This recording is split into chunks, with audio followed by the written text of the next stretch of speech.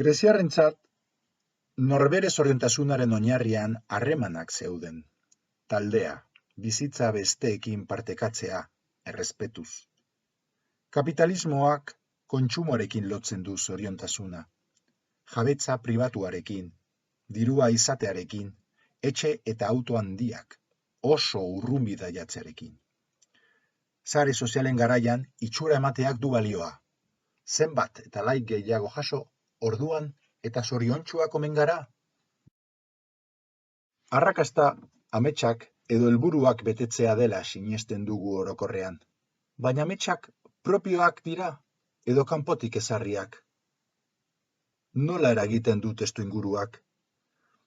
Frida Kahlo margotzen hasiko ahal zen autobus istripuaren ondorioz hilabeteak pasa izan ez balitu ohean. Artea minari aurre egiteko erabili ahal zuen. Hori ahal zen bere helburua. Eta helburuak betetzen dituzten guztiak arrakastatsuak al dira? Helburu horiek edozein direlarik ere? Zygmunt Bauman filosofoak esaten zuen Mark Zuckerberg arrakastaren oinarria izan zela ohartzea pertsonon amesgaistorik handiena bakardadea dela, abandonatuak izateko beldurra. Maitasuna al da arrakastaren funtsa?